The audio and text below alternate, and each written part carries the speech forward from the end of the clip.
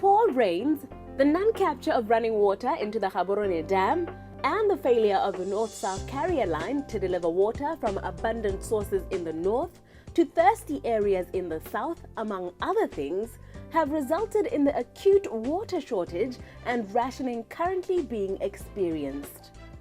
Some have borne the brunt of the water cuts more than others, with areas such as Mogoditane and Gabane going without water for days at a time. At this point, every single household knows to stock up on emergency supplies of water, with some having to wake up in the cold and dark early hours of the morning when they can access the limited supply, knowing that if they don't, their ability to do necessary activities such as cooking, bathing, flushing the toilet, and so on will be crippled for the rest of the day. Some residents of Kanye reportedly wake up at 2 a.m. to access and store water. Both small and big businesses, salons, restaurant manufacturers have suffered losses as a result of these interruptions, with the construction and agricultural sectors said to be the most affected.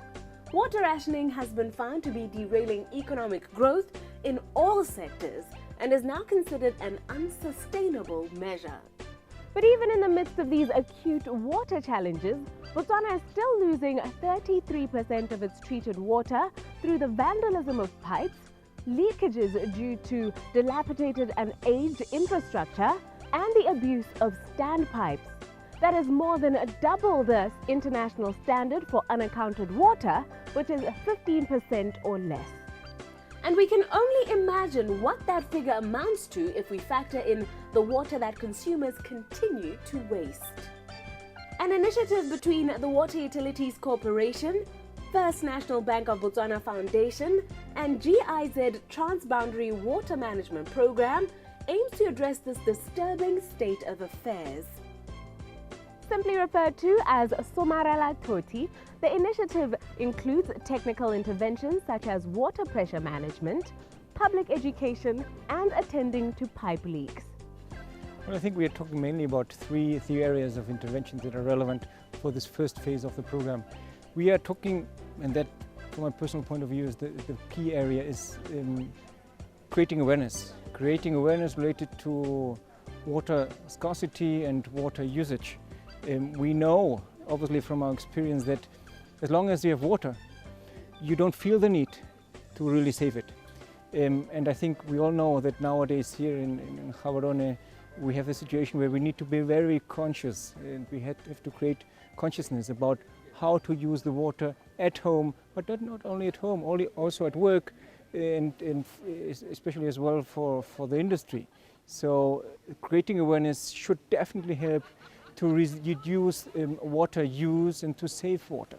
This is one area. The other area is look at the water infrastructure we have here in the city.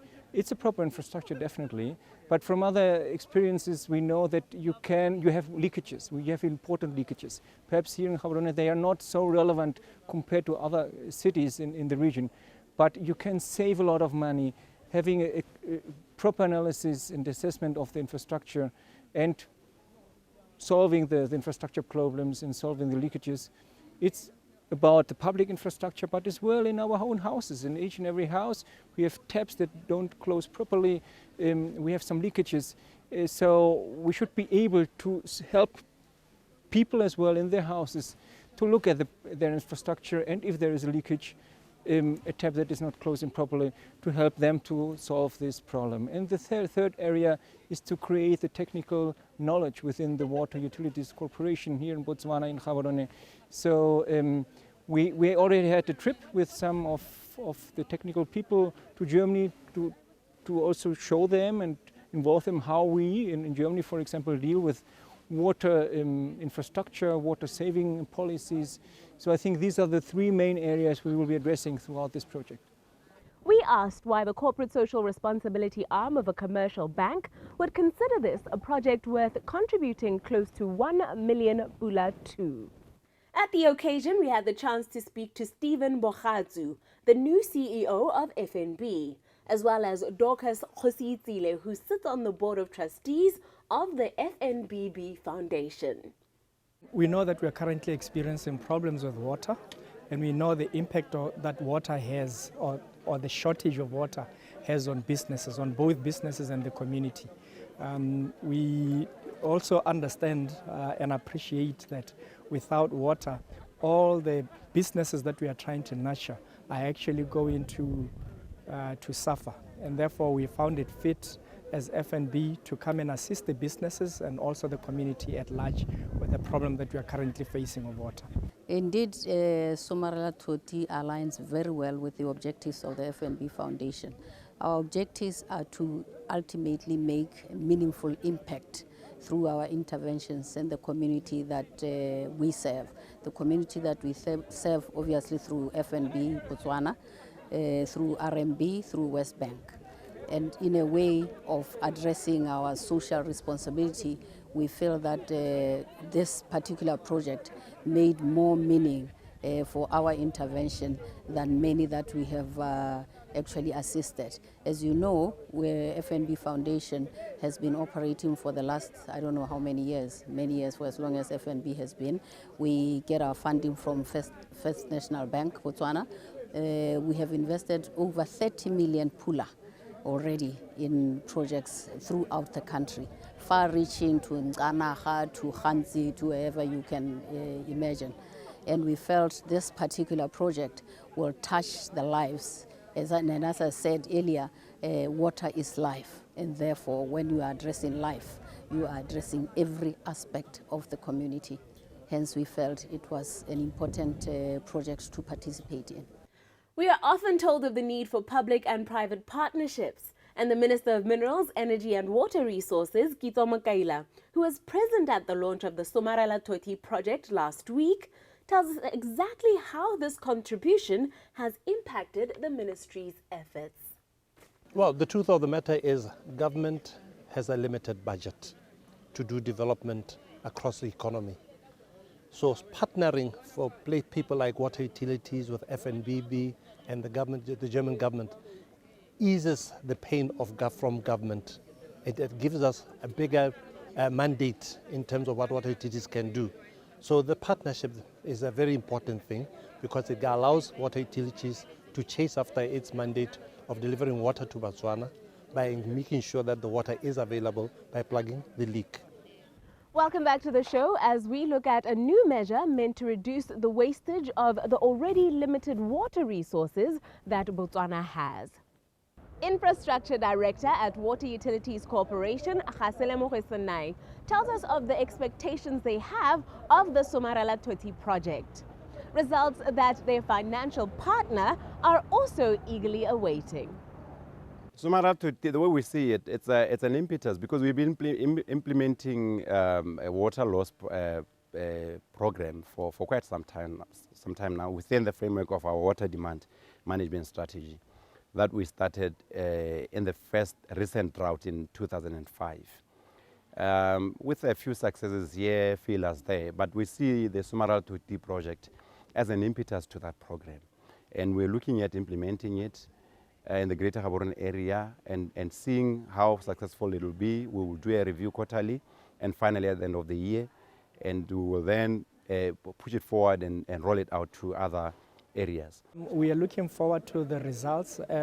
We know that the partners, particularly measured the administrators, which is water utilities, have put in place some measures and some milestones that need to be achieved. We're looking forward in a year's time to coming back together and assessing whether or not these objectives have been achieved.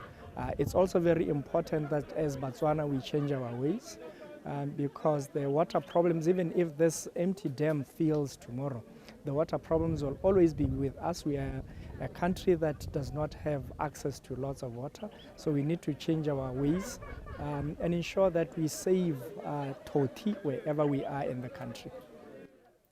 All the partners present, while eager for the implementation of this first phase, were also noticeably looking beyond it to its broader implications and the second phase, its implementation to the rest of the country, dependent of course on the success of its first year.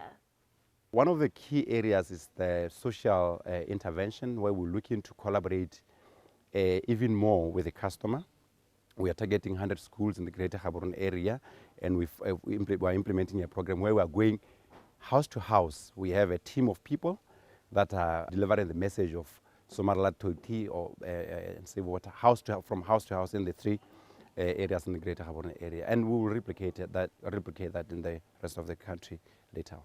It's crucial that what we are starting here is a first step, and it is not ended in 12 months. It's a first step in a longer process, in a longer journey. We should have, possibly with GIZ involved, or even perhaps without any need of any technical support, because what we want to create is the technical conditions within the project and the structures and the partners, so that they are able to continue with the project, even perhaps without any GIZ direct support. You know that for each and every liter that is saved, water utilities will save that corresponding amount of money to reinvest it in the project later. So obviously the idea is to scale this project up, to go even beyond Gaborone, and to have hopefully a similar approach throughout the whole country. So this is the perspective, but obviously we're going to start here in Gaborone, and hopefully in 1 year, 2 years' time, we will have an upscale program which also reaches other cities as Francistown, Maun, etc., etc. So this is the approach, and it's a certain kind of incubator what we're having here, just a start-up of the program, a launch with some input from the German Development Corporation, also from the private sector, but it should help to make a sustainable project out of that without the need perhaps even of external support. Remember that Gaborone and the Greater Gaborone area is a test phase. Depending on how successful the test phase goes, the project will be spread to the rest of the country, and as FNB we will still be committed to assisting. We trust you will be open to that knock you will hear very soon at your door from Somarela Thoti representatives, as well as welcome the changes they hope to introduce at both national and individual level to secure our economic future. Up next, we continue our series on food safety, this time discussing chemicals in food. Welcome back to the program, as in this segment we continue our running discussion on food safety matters, focusing tonight on the chemicals to look out for in the food you consume. Last week we shared with our viewers how in the United States, where better records of such matters are kept, 48 million cases, 3,000 deaths, and 128,000 hospitalizations from foodborne illnesses pose a $77.7 billion economic burden annually. What we failed to share was that although the figure of $77 billion takes into account medical costs, illness-related deaths, and functional disability, it does not take into account the costs to the food industry. These include reduced consumer confidence, litigation, and recall losses. Nor does it take into consideration the cost to public health agencies, both local, state, and federal, that respond to illnesses and outbreaks. And although we lack exact figures for the economic impact locally, it is clear that worldwide there is continued need for the promotion of good food safety practices at all levels. The World Health Organization says chemicals in food in particular are a worldwide health concern and a leading cause of trade obstacles. Therefore, in this second installment on our topic on food safety, Dr. Buntle Mbongo returns to tell us about the chemicals we should look out for in various food products, whether they are added intentionally for technical purposes, as in the case of food additives, or are to be found in our food through the pollution of our air, soil, and water. Let me just say that chemicals in food come from different sources. Some of the reasons why chemicals end up in food are good reasons, or perceived to be good reasons, but they could be coming as the chemicals that we add into food. These are food additives. This is where you want to enhance the flavor or the color of the food or the texture of the food, or you want the oils in the food, like in the case of the salad dressings, you want the oil and the water to be able to mix, emulsifiers and all that, or they come in as nutrients, as additives. Those are chemicals, even though we say they are nutrients. Other chemicals come into food due to environmental pollution. Pollution could be from your own household, the chemicals that you use in your household that end up in the waste bin from your house, the torch batteries, the thermometers that you'll be using, and so they end up in the environment because they have to be disposed, and at the end of the day they get washed into the water bodies, and when they get into the water bodies, surely you're going to be using, they're going to end up in your food or at your table. What types of chemicals do batteries and thermometers put back into our environment that we really don't want to have? There are 4 very crucial heavy metals, or first of all, that would come from ordinary products that we use in our households. One, you have cadmium, arsenic, lead, and mercury. Torch batteries, for example, would contain lead. They could contain also mercury. They could also contain cadmium in them. Of course, they contain other things such as zinc and so forth, which is why a lot of times, I'm just going to sidetrack a little bit, a lot of times people use torch batteries, for example, to apply to their skin for dikwaba or ringworm, because of the zinc in them. Sometimes that could be helpful. But those chemicals, heavy metals, could end up into the water bodies and end up in our food, just from the household. From the household also, we use pesticides, whether it's in the household or in the farm. And some pesticides would contain cadmium or even arsenic in them, or fertilizers. In fact, fertilizers, some of them do contain some of these heavy metals. And therefore, it is important that when people are farming at the farm or for agricultural purposes, we have to be very careful of the chemicals that we put into or we apply to our plants. Sometimes food also is contaminated from, say, antibiotics that would have been used for veterinary purposes. Some milk products have been found to have certain antibiotics that would have been used for veterinary purposes. This is why it is important, for example, for the farmer to know when are you going to apply a certain antibiotic or a certain chemical or pesticide into food before you put it out into the market. There will be those instructions that will be put up in those. What are the dangers of these 4 main heavy metals you keep referring to, which is of course arsenic, lead, cadmium, and... In technical terms, most of these are classified as neurotoxins. That means they really affect the nervous system, so they will affect your brain. And so they have got effects on, for example, lead is known to have effects, for example, on IQ, a child's IQ. I like to refer especially to the additives in food. You have got color enhancers. For example, there's a chemical called tetrazine, and I'm sure you've seen some products which will be written tetrazine free, because tetrazine, much as it adds that yellow color to the food, it also, some people react to that. Babies may react to that, and other people. Some food preserved with sulfur dioxide, and some people who are asthmatic could react to sulfur dioxide, or the sulfur dioxide could trigger some of the conditions such as asthma. If you add it, you will know that some dried fruits, for example, would be preserved with sulfur dioxide and all that.